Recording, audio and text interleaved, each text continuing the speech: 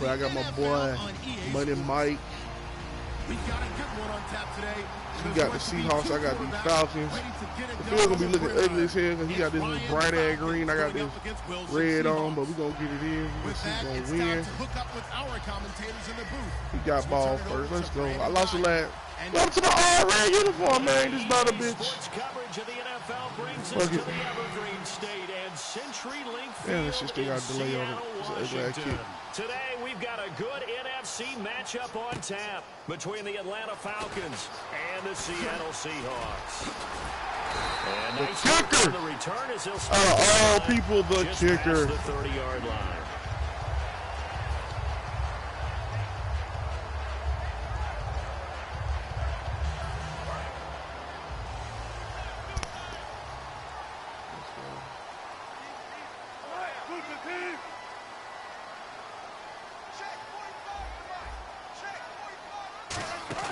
Now a play fake here on first down. Oh, he's going to air it out right away.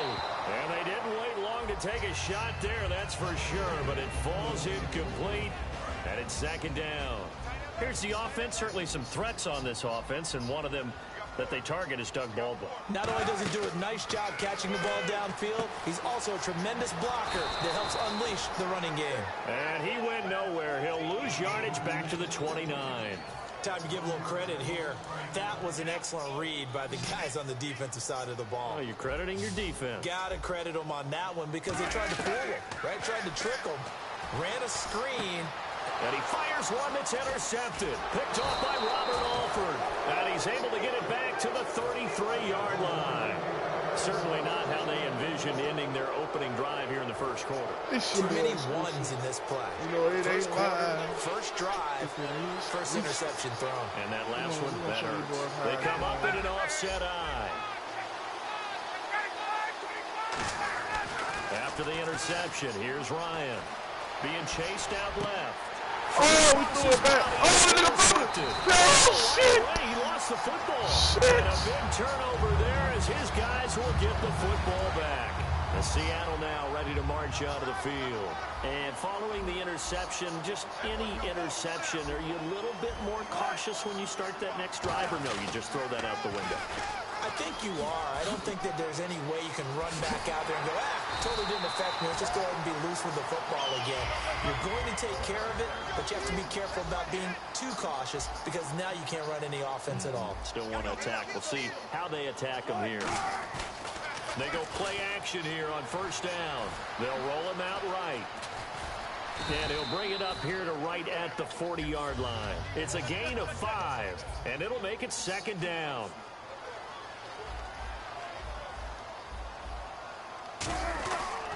Pitch goes to Rolls.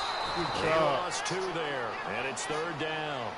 One of the toughest things for an offensive lineman to learn is the ability to get in space and hit people who are moving targets. And linebackers are not easy ones to hit because they know how to move. Looking for Baldwin, intercepted. Green, and it's picked off.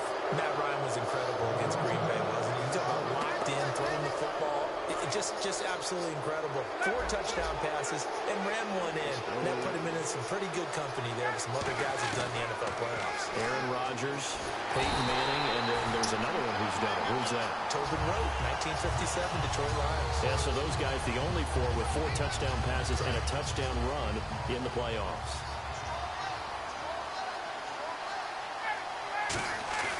On second down, Ryan. He's going to fire one deep. This is caught inside the 15. Touchdown, Falcons. Julio Jones, 49 yards. And the Falcons have taken the early lead. As a fan, is there anything prettier than a well-executed post route? No, it's a thing of beauty, especially when it's done like that for a touchdown. The throw, the catch, and how about the run after to get it to the end zone?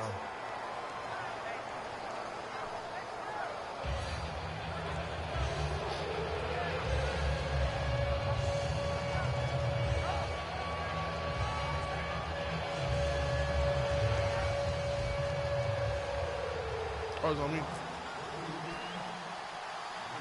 Now after the touchdown, it's Bosher to kick it away.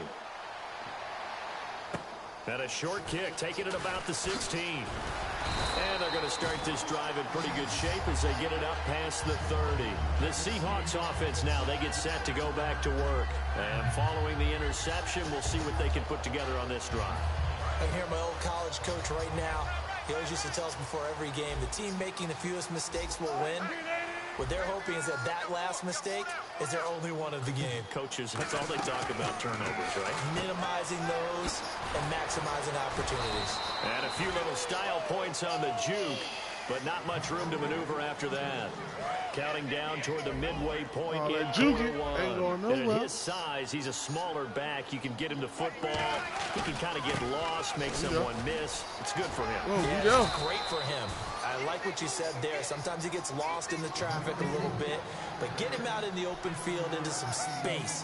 Dad's play and keeps him out of it where all the big boys are, you know, make him make someone miss in the open field.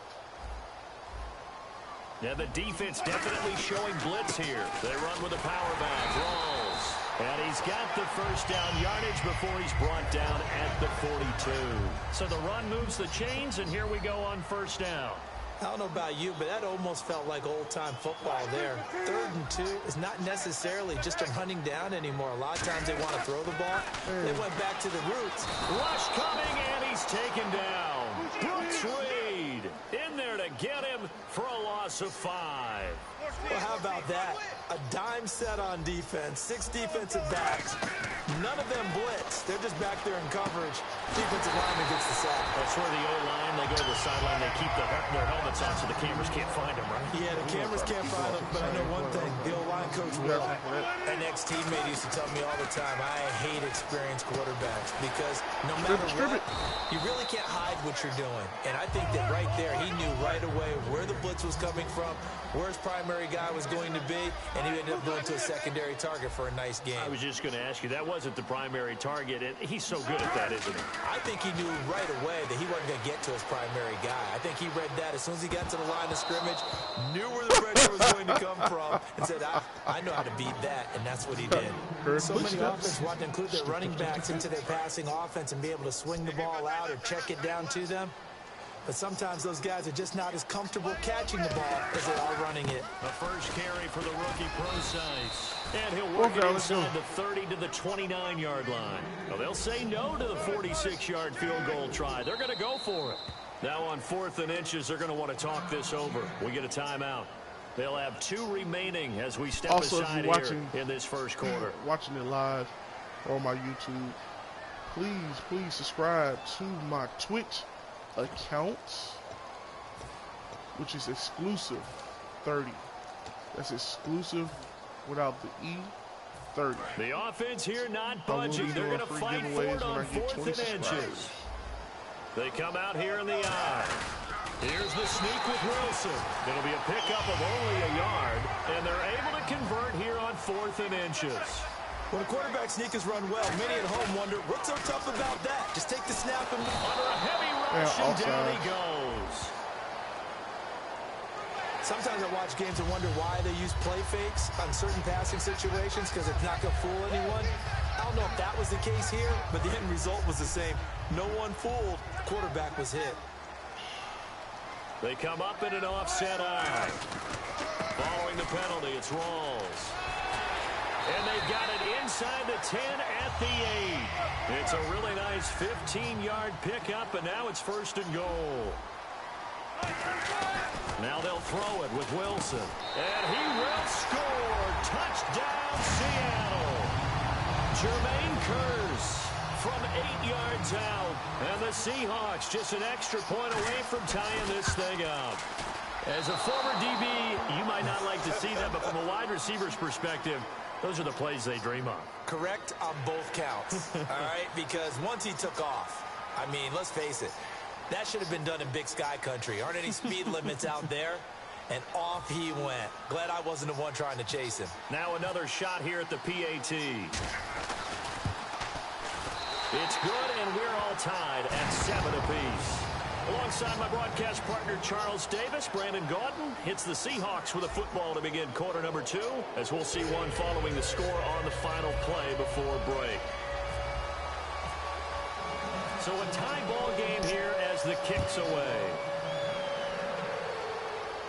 That'll be taken in the end zone. And with a new rule, that decision to bring it out will cost him about 5 yards as he only gets to the 20.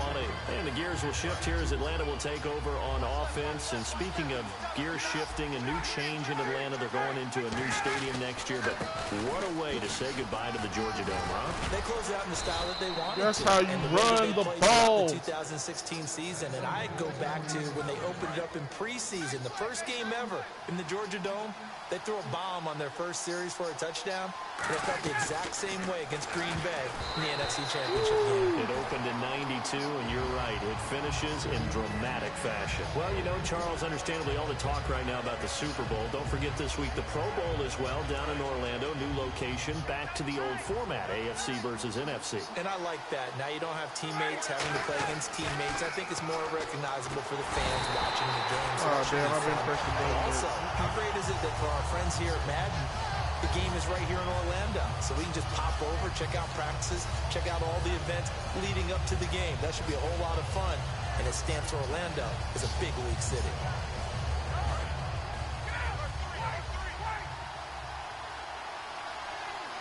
A nickel look by Seattle on third down. Yep, 5 defensive backs now. Here's Coleman. Not much room here as he only gets it to about the 30. NFC Championship game for Coleman, 64 yards from scrimmage and a touchdown. We talked a lot this year about the duo of he and Freeman and what they mean to this team. They've got them, not just them, but they've got them on the doorstep along with Matt Ryan and others of a Super Bowl title. And a lot of people would describe them as 1A and 1B in terms of being the lead back. And Devontae Freeman, when you ask the Atlanta coaches about him, they all say he's fantastic. But having Tevin Coleman to spell him, that's what puts him over the top and makes him a 1,000-yard runner. That little bit of break, and of course Tevin Coleman brings an extra gear.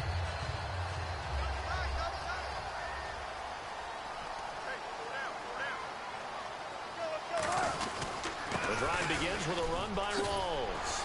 Muscles him Get over there, somebody. And some room to roam now. And he'll be taken down, but not before he gets into enemy territory. Give him 13 on the pickup there. And it's good enough for a Seattle first. On 1st and 10, it's Wilson. And this is caught. It's Jimmy Graham.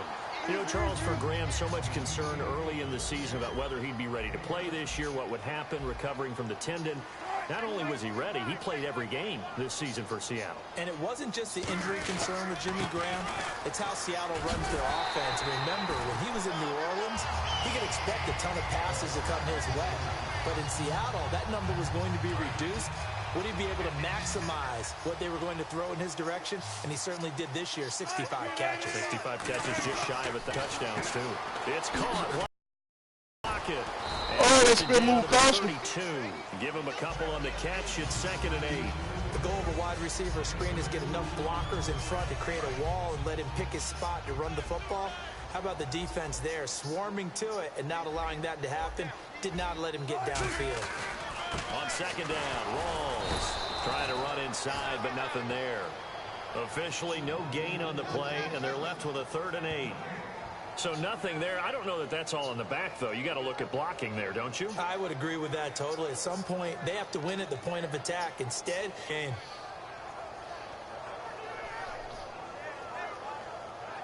They need to get this to the 24 on 3rd down. So an entertaining first half, and now we have hit the 2-minute warning.